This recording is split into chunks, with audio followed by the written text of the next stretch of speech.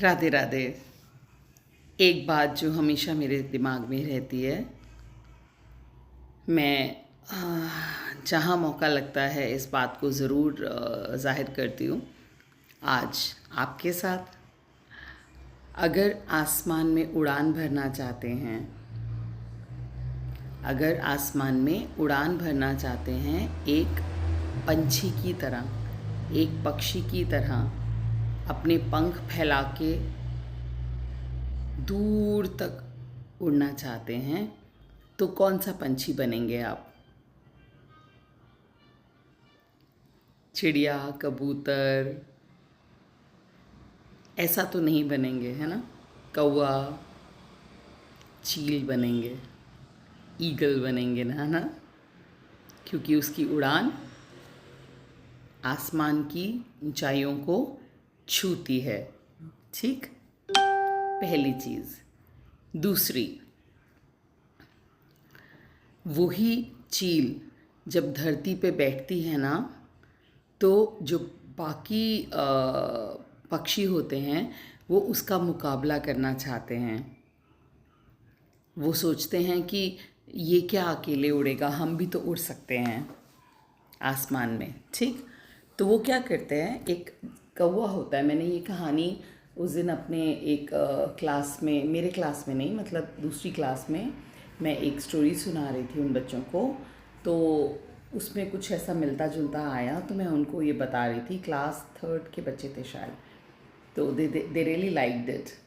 तो कहने का मतलब है कि जब एक चील धरती पे बैठती है तो एक कौवा भी उसकी बराबरी करना चाहता है। वो भी सोचता है कि, तो वो भी उसका मुकाबला करना चाहता है, कौवा भी। तो वो क्या करता है, अब उस ऊंचाई पे जाने के लिए उसके अंदर खुद तो दम है नहीं, तो वो उसको कॉपी करने के लिए, उसके बराबर का उड़ने के लिए, उसके जैसे वो फील लेने के लिए कि मैं भी आसमान की उस ऊंचाइयों को छू सकता हूँ, वो क्या करता है, वो चील की पीठ पे बैठ जाता है। वो चील की पीठ पे बैठता है। बट चील का बड़प्पन देखिए, अब उसका खुद पे हौसला देखिए, उसका खुद पे कॉन्फिडेंस देखिए कि वो उस कौवे को कुछ नहीं कहता। वो उस कौवे को बिल्कुल कुछ नहीं कहता, अपनी पीठ भी नहीं हिलाता, अपने पंख भी नहीं धरती पे जब वो होता है नहीं हिलाता उस कौवे को वहाँ से हटाने के लिए। इनफैक्ट वो क्या करता है, वो उड़ना शुरू करता है। मज़ेदार है, सुनिए। वो उड़ना शुरू करता है। उड़ते उड़ते उड़ते वो आसमान के उस लेवल पे पहुंचता है जहाँ कौवे को सांस आनी बंद हो जाती है। क्योंकि चील तो बनी ही इसीलिए है कि वो, उसको भगवान ने उतनी स्पेशल पावर्स दी हैं, अपनी पावर से नवाजा है कि वो आसमान की उस ऊंचाई तक जा सके, उस ऊंचाई पे जाके सांस ले सके। उसको स्पेशल पंख दिए हैं, इतने खास, इतने बड़े, अच्छे, कि जिससे वो आसमान में इतनी ऊपर तक उड़ सके। बट बेचारा कौवा क्या करता है, उसकी कॉपी करने की कोशिश करता है। जब उसकी कॉपी करने की कोशिश करता है तो वो उसकी पीठ पे बैठता है। ठीक, वो सोचता है कि ठीक है, ये ऊपर जाएगा तो मैं भी इसके बराबर बराबर उड़ना शुरू कर दूंगा। लेकिन होता क्या है, होता ये है कि कौवे को सांस आनी बंद हो जाती है। तो जब कौवे को सांस आनी बंद हो जाती है तो चील तो अपना काम कर ही रहा है, वो माहिर है उसमें, प्रभु कृपा से। तो कौवा अपने आप अधमरा सा होके, सांस ना आने की वजह से उस ऊंचाई से, जहाँ उसकी कुछ हैसियत ही नहीं थी, औकात बोलने लगी थी लेकिन औकात शब्द मुझे कभी जब से मैंने होश संभाला है मुझे पसंद नहीं आता है। मुझे ऐसा लगता है कि ये शब्द इंसान भी यूज़ करते हैं, नहीं करना चाहिए। तो मेरी आदत हो गई है कि मैं ये शब्द किसी भी तरह से इस्तेमाल नहीं करती हूँ, ना सुनना पसंद करती हूँ, ना यूज़ करती हूँ।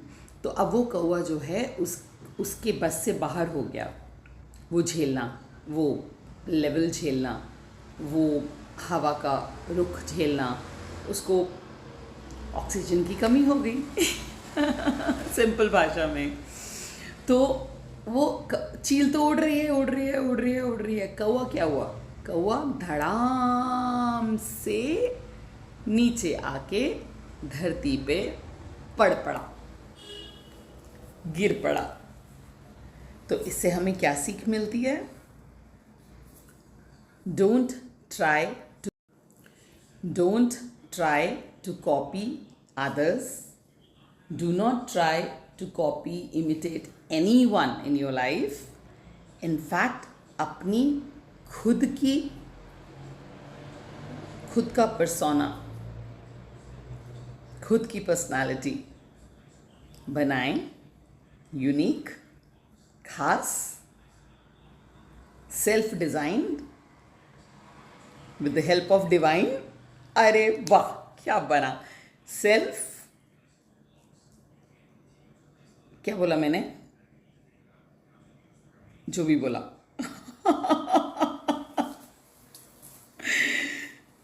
Self designed with the help of divine तो वो आप बने, और बाकी कौवे, तोता, मैना, ठीक है, उनको छोड़ दें। तोता मेरे लिए खास है, मेरी राधा रानी का शुक है, बहुत खास है। शुकदेव हैं, शुक महाराज हैं। बट जो कहना चाह रही हूँ वो आप समझ रहे हैं, है ना? किसी भी नीचे लेवल वाले के लिए हीन भावना नहीं इसमें जाहिर कर रही हूँ। सिर्फ इतना कह रही हूँ, खुद को ऊंचाई पे लेके जाएं, खुद की उड़ान भरने की ताकत बढ़ाएं। ठीक, जिसको जाना है ऊपर तक वो अपनी उड़ान बढ़ाएगा, अपनी क्षमता बढ़ाएगा, अपने प्रभु से जुड़ेगा और उनसे रिक्वेस्ट करेगा।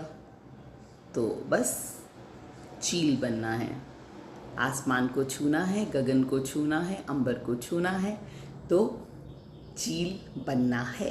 B an eagle and fly high. ठीक, राधे राधे, हर हर महादेव, हरे कृष्ण, राम राम।